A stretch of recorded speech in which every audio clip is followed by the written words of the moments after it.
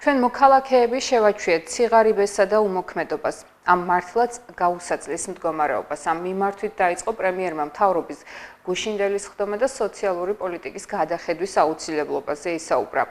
მისი თქმით, სოციალური პოლიტიკის ახალ ხედვაზე დაფუძნებულ პროგრამაზე მთავრობა უკვე მუშაობს და იგეგმება სამუშაო ჯგუფის შექმნა, რომელსაც ვიცე-პრემიერი ლევან დავითაშვილი უხელმძღვანელებს. ირაკლი ღარიბაშვილმა გუშინდელის ხდომაზე კიდევ ორ ძალიან მნიშვნელოვან საკითხზე ისაუბრა. მისი თქმით, ბოლო პერიოდში საკმაოდ ღირებული გახდა ლიბერალური გახდა კანონმდებლობა ნარკომანიის მიმართულებით და ახალგაზრდები ნაცვლად იმისა, რომ დასაქმდნენ, დაკავდნენ დაუშვათ სპორტით და სხვადასხვა საქმიანობით, ისწავლონ, იმუშაონ, არიან დაკავებული მავნე ნივთიერებების მოხმარებით. მან ასევე აღნიშნა, რომ უნდა გამკაცრდეს ფსიქოტროპული მედიკამენტების გაყიდვა. გარდა ამისა, ქართული ოცნება ონლაინ კაზინოების აკრძალვასაც აანონსებს. ესეც გახლდათ ინიციატივა, რომელიც გუშინ მოსახლეობის საკმაოდ დიდმა ნაწილმა შეაფასა კარგად და წინ უსწრებს აი ამ აკრძალვას, როგორც აღნიშნა პრემიერმა, რეგულაციების გამკაცრება და გადასახადების გაზრდა ამ სექტორისათვის.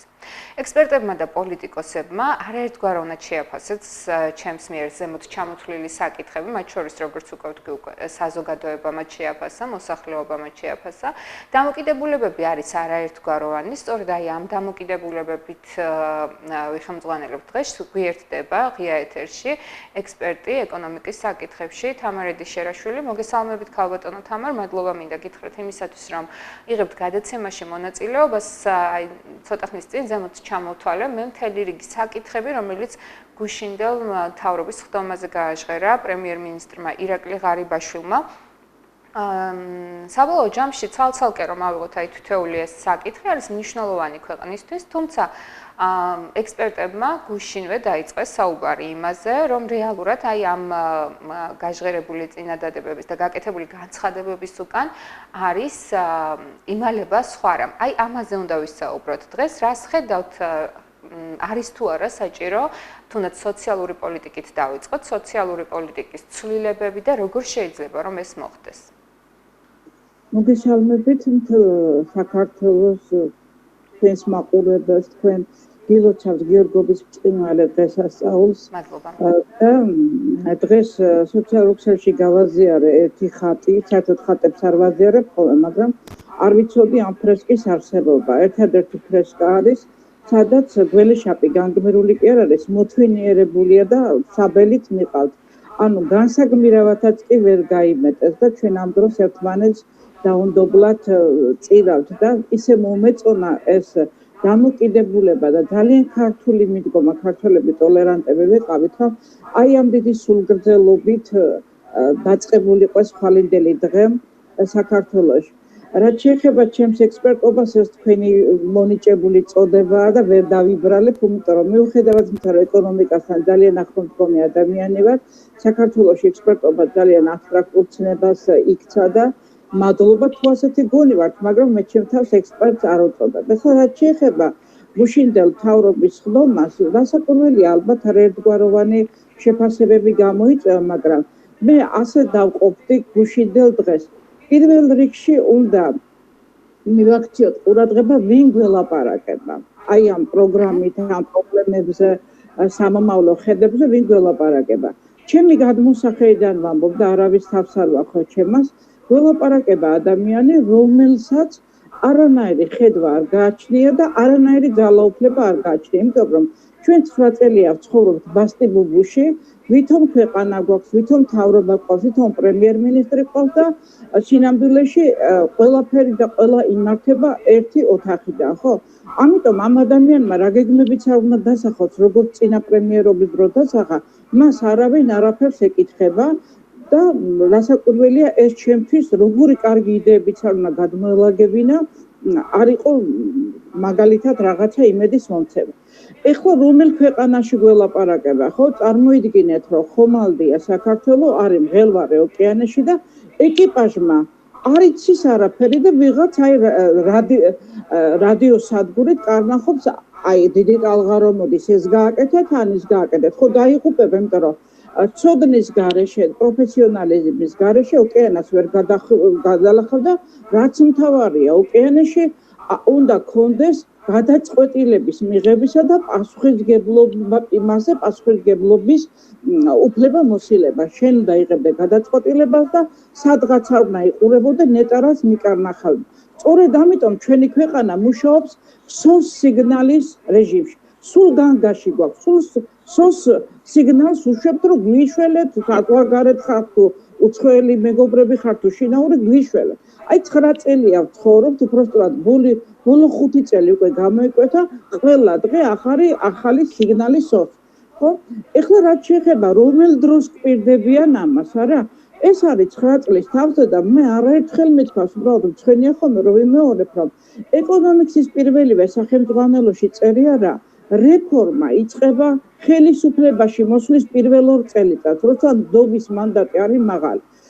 ქვეყნის შიგნითაც და ქვეყნის გარეთაც, იმიტომ რასაც განაცხადებ, იმას ჭირდება პირველ რიგში ძალიან გასაგები ლაკონური პროგრამა და მეორედ ჭირდება აი ზუსტად ასეთი თანმიმდევრული ნაბიჯები, რომ ეს ნდობა გაიზარდოს და რეფორმა ძალიან მტკივნეულია. წარმოიდგინეთ, ქირურგს უარენდა, რომელმაც უნდა გაკვეთოს და რაღაც უნდა ამოგაჭრას და არ იცოდეთ თქვენ, რომ ეს ტკივილი მოიტანს შემდეგ შვებას, ხო?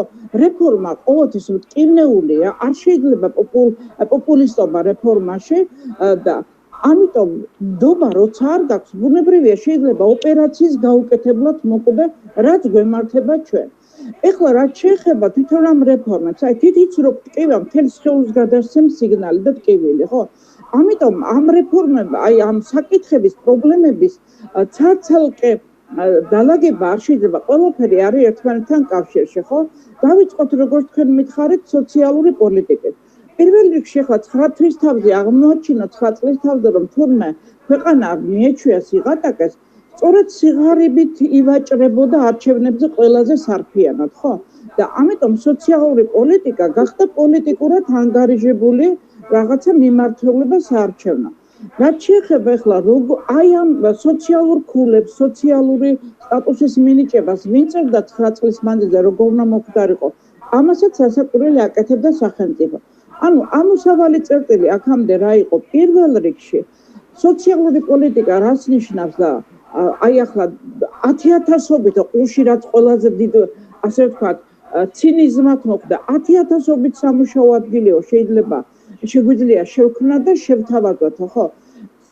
დასაქმების ადგილია ეკონომიკური პოლიტიკა, მეტი კი არაფერი არ არის და თუ აქამდე შეძლოთ ამ დალოცულებს შექმნა, რატომ გააღატაკეს მაშინ ჩვენ გვახსოვს ხო ის დაპირება ზუსტად პირველი წელი ძნელი, მეორე უკეთესი, მესამე უკეთესი და მეოთხე უკვე ძალიან კარგი. და მე-9 წელს აღმოაჩინეს თურმე რომ სიღატაკეს მივეჩვიეთ, არა? რაც შეეხება ახლა ეკონომიკურ პოლიტიკას, აქაც კომპლექსური პროგრამაა გასაკეთებელი დაწყებული განათლების სისტემიდან, არა? პირველ რიგში მაგალითად უმაღლესი სასწავლებელი არ უნდა აცხადებდეს უმიზნოდ ან იურისტების მოსამზადებელ რაოდენობას ფაკულტეტზე ან ეკონომისტების შრომის ბაზარი უნდა იყოს სახელმწიფოს მიერ შესწავლილი, ამას უმაღლესი სასწავლებლები უნდა უყურებდნენ და იმდენ პროფესიონალს უნდა უშვებდნენ. ახლა ვისაუბროთ ხარისხზე. თვითონ უმაღლესი სასწავლებლის პროფესორი ტრაბახობს, როცა მისი შვილი მოეწყობა საზღვარგარეთ. ანუ თვითონ მიაკეთებენ თავის იგნორირებას და ბასტიბოყუში ვცხოვრობთ მეთქი რომ ვამბობ, არა? აი წარმოიდგინეთ, რამდენი სადოქტორო დისერტაცია იწვება მაგალითად ეკონომიკის საკითხებზე და ამ დროს ქვეყანას ეკონომიკური პოლიტიკა არ აქვს. არც ერთ მთავრობას აზრად არ მოსდეს რომელიმე უმაღლეს სასწავლებელს რაღაცა ეკონომიკური დოქტრინა, კონცეფცია შეუკვეთოს, ანუ ყველაფერი ბასტიბუბულს დაემსგავსა, უმაღლესში მოხვდები თუ არ მოხვდები. რატო ვახსენე განათლება? აი ეს არასწორი განათლების პოლიტიკა უმუშევრობას, ხო, ახალისებას უკეთებს, არა? ადამიანმა დაამთავრა უმაღლესი და ვეღარც მუშად მუშაობს. აღარც ხელობა იცის და ვერც სამსახურს ვერ შეუძლებს, ხო? ამიტომ ესე ცალ-ცალკე რაღაცის განხილვა არ შეიძლება, ყველაფერი არის ერთმანეთთან კომპლექსურად კავშირში. ქვეყანას ცალ-ცალკე ვერაფერი ვერ ატკინება, ყველაფერი ერთიანი პოლიტიკიდან გამოდის. აღარაფერს ლაპარაკობ, რომ დემოგრაფიულ პოლიტიკაზე საერთოდ არაფერს ლაპარაკობ, როცა ბუნებრივი გადაშენების პირზე ვართ მისული და დედობა ყველაზე სარფიანი, შემოსავლიანი პროფესია უნდა იყოს ჩვენ ქვეყანაში, აქედან უნდა დავიწყოთ ყველაფერი და აი ამდენად პირადად ჩემთვის მორიგი რაღაცა დაპირება იყო, რომელსაც ძალიან გამეხარდება თუ აღუწერენ, მაგრამ ეხლა როგორც მე ვერ დაგკვირდებით, რომ ხვალ ბაგირზე ავცოცდები მეთქი და რომ დაგკვირდეთ, არც უნდა დამიჯეროთ, ზუსტად ასეა, ამათ ბაგირზე ცოცვა არიციან და ვერ შეძლებენ, იმიტომ რომ იმ მატარებელმა უკვე ჩაიარა და მით უმეტეს მათი დამოუკიდებლობის ხარისხი არცე დაბლა ნიშულზე არასოდეს არ ყოფილა. მთავრობა როგორც არასოდეს ისე არის არალეგიტიმური. ქალბატონო თამარ, არანაკლებ მნიშვნელოვანი საკითხი იყო, თქვენ ისაუბრეთ, რომ იყოს სწორი ეკონომიკური პოლიტიკა, კი ძალიან მნიშვნელოვანია ის, რომ სოციალურად დაუცველებზე მეტი ყავდეს დასაქმებული. კიდევ ერთი ძალიან მნიშვნელოვანი საკითხი, რომელზეც წლებია საუბრობთ, როგორც ოპოზიცია, ასევე სამოქალაქო საზოგადოება, წლებია საუბრობთ და განვიხილავთ იმას, რომ უკონტროლოა ფარმაციის სფერო. ამ შემთხვევაში საუბარი გარდა იმისა, რომ არის ფასებზე და ამაზე რამოდენიმე დღის წინ თვითონაც ხელისუფლებამაც გააკეთა აქცენტი, გარდა ამისა არის ფსიქოტროპული საშუალებების უკონტროლო მოხმარება ახალგაზრდებში.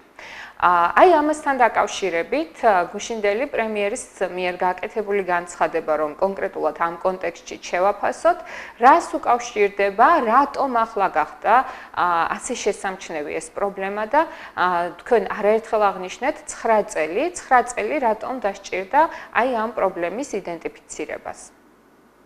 პირველ რიგში ისევ სახელმწიფოს მიუბრუნდეთ, ხო? ყველაფერი ვიცით, რომ საბაჟოზე კონტროლდება, ხო ასეა? ეს მაგალითად ფსიქოტროპული საშუალებები იქნება, ნარკოტიკი იქნება, ყველაფერმა საზღვარი ხო უნდა გადმოლახოს, არა? ანუ პრემიერმა გუშინ სისტემური პრობლემა 9 წლის თავზე დაგროვილი, თავი ანუ მთელი წლების მანძილზე რომ არაფერი გაკეთებულა, ის ილაპარაკა, ხო?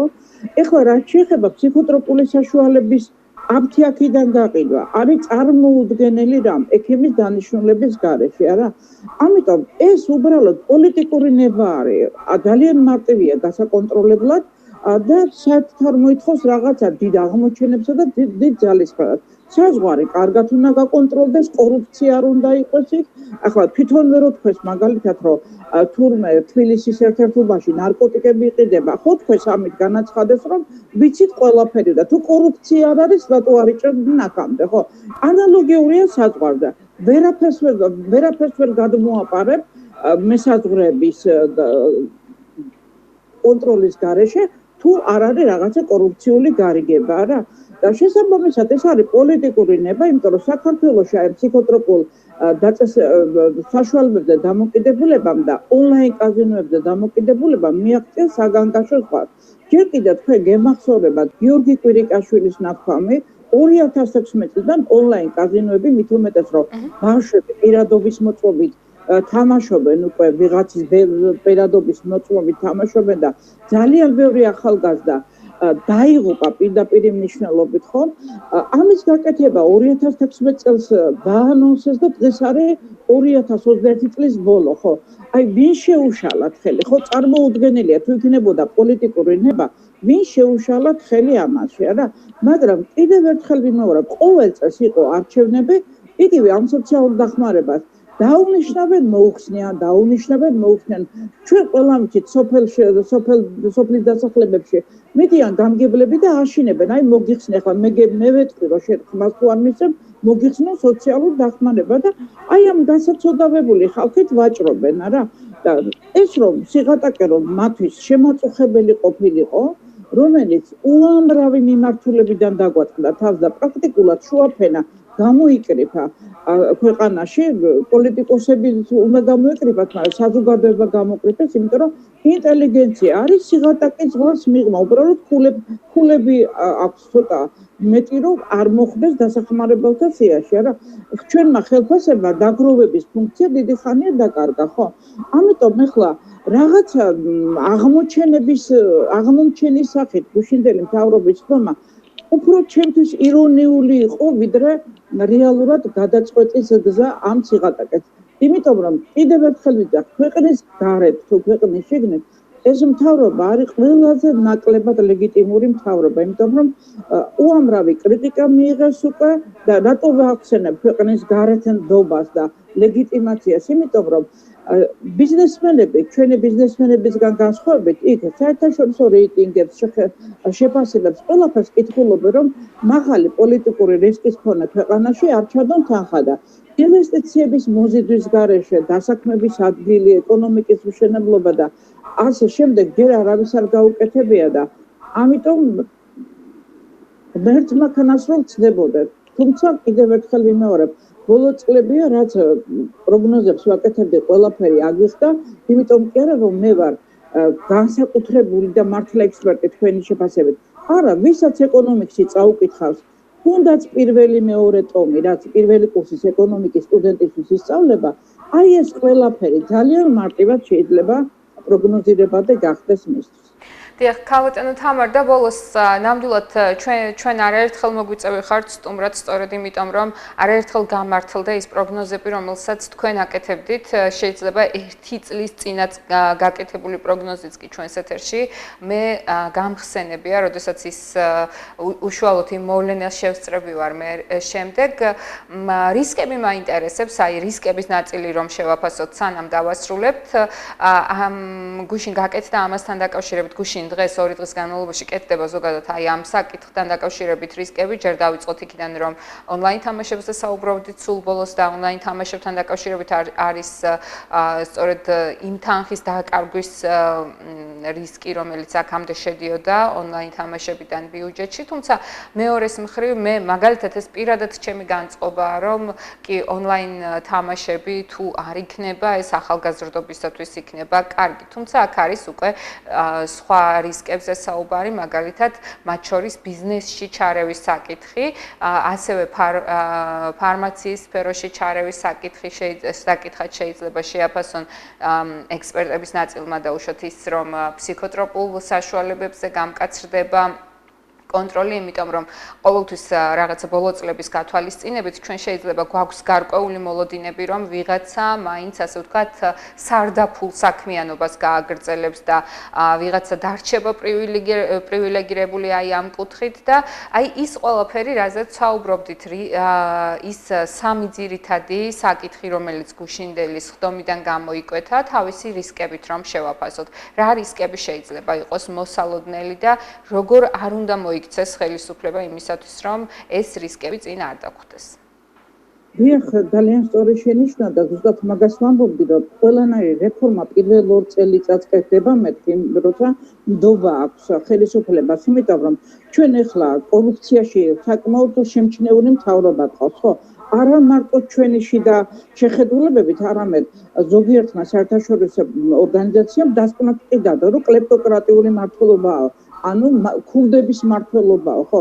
სწორედ ამიტომ აი ამ კუთხით თუნდაც ყველაზე ძალიან კარგი იდეაა მაგალითად ეს ონლაინ კაზინოების აკრძალვა, არა, იმიტომ რომ ლუდომანების მკურნალობის საშუალება, აი ამ ტოტალიტარზე დამოკიდებულება ლუდომანიის სამკურნალო საშუალებები, რაც საზღვარგარეთ არის, ჩვენთან არ არის და სხვათა შორის მინდა გითხრათ, რომ ნარკომანებზე ძნელად სამკურნალოა, იმიტომ რომ იქ მეტადონის პროგრამა მაინც არის და აქ 4 წელი ფსიქოლოგიური მკურნალობა და ფსიქიატრიული არ შველით, იმდენად მძიმე დაავადება და სუიციდის შემთხვევები თუ შეისწავლის ვინმე, ნამდვილად ძალიან პირდაპირ პროპორციულად არის დამოკიდებული ამ ონლაინ კაზინოებზე, მაგრამ რისკი კორუფციის ნამდვილად არის, რომ ვიღაც არ დარჩეს დასჯილი და ვიღაც არ დარჩეს მოგებული, იმიტომ რომ ამ ონლაინ სისტემაზე იგივე წამლების ბიზნესში, იგივე ამ სათამაშო ბიზნესში ხელისუფლების წარმომადგენლების ინტერესები, როგორც აღმოჩნდა, არსებობს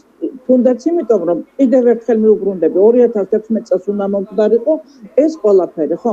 ამიტომ ბუნებრივია ღმერთმა ქნას, რომ ყველაფერი გაკეთდეს სამართლიან ფარგლებში, ეს ორი რეფორმა ნამდვილად გასატარებელია, მაგრამ რაც შეეხება რისკები, ძალიან სამართლიანად აღნიშნოთ, რისკები ნამდვილად არის იმ განვლილი პერიოდიდან გამომდინარე, რაც აქამდე არსებობდა. აი აქამდე რა პოლიტიკური ნება გქონდათ, რატომ არ გააკეთეს, რამ შეუშალათ ხელი 2016 წლის არჩევნებში დაანონსებულ ზუსტად იგივე ერთ-ერთი ნათქვამ პრობლემებს. ვინ შეუშალათ ხელი? აი ამის განმარტებაც საინტერესოა მათი მხრიდან რომ მოვისმინოთ, ხო? რაც შეეხება დანარჩენი რისკები, ბუნებრივია, არის ძალიან დიდი რისკები, ჩვენ ძალიან მძიმე წელი გველოდება, თუნდაც იმიტომ რომ ხარჯის პოლიტიკა, თუნდაც ამ COVID-თან დაკავშირებით, აქაც ძალიან ბევრი კითხვის ნიშანია, მაგრამ უამრავი ლარი გამოდის ბაზარზე, ამას ემატება ის, რომ მთავრობა შეეცოდა თავის თავი და 750 მილიონით გაიზარდა დაფინანსება, ანუ ხელფასები უნდა გავიზარდოთო 10%-ით ზოგან გაორმაგება, ახლა ეს ფულიც დასაკვირველია გაადმოვა ბაზარზე და ისევ ინფლაცია გაგრძელდება და რისკები ჩვენი ცხოვრების დასაკვირველია იზრდება, ხო? ისე რომ უმუშევრობის შემცირების რა მოგახსენოთ, მაგრამ უმუშევრობა გაიზრდება თუნდაც იმიტომ, რომ წერილობითი უნარი რო კლებულობს, ბუნებრივია, როცა ადამიანი ვეღარ ყიდულობს რაღაც მომსახურებას, ის ობიექტები იხურება, ასეთები იყო მაგალითად გასართობი ცენტრები, ასეთები იყო სასწავლო დაწესებულებები და ასე შემდეგ, სადაც მომსახურებას ვეღარ ყიდულობენ ადამიანი თავიანთი სიღატაკის გამო, იქ უმუშევრობა იზრდება და იხურება ობიექტები. ჯერჯერობით ეს რეალობა გვაქვს და კიდევ ვიძახე, ასეთი ნდობა ამოწურული მთავრობის მიერ რამეა რადიკალური ნაბიჯის გადადგმა დასაქმების პოლიტიკაში, რაც ეკონომიკის შექმნას ნიშნავს, ჩემთვის ცოტა მეტ სკეპტიციზმს იწვევს, თორემ კიდევ ერთხელ ვიძახე, გიჟი უნდა იყოს და სულელი რომ წარმატებული მთავრობა არ გიხაროდეს. ღმერთმა თანას რომ შეასრულონ, მაგრამ სამწუხაროდ ვინც არ არის კახაბერი, მე ვერ ვიტყვი კახაბერად, რა ეს ახირება მჭირს. მადლობა, მინდა გითხრათ ქალბატონო თამარ, იმ შეფასებებისათვის, რომელიც გააჟღერეთ, დიახ, რისკები ნამდვილად არის და ერთ-ერთი მათ შორის არის ის, რომ ისევ გრძელვადიან და გაურკვეველვადიან თუნდაც საკითხზე არის ლაპარაკი, როდესაც ეს ეხება იგივე ფსიქოტროპულ თუ ონლაინ კაზინოების პრობლემას. იმედია, რომ ყველაფერი მაინც ჩვენი ხალხის და ჩვენი ქვეყნის სასიკეთოდ გადაწყდება. კიდევ ერთხელ მადლობა გადაცემაში მონაწილეობისათვის. ნახვამდის.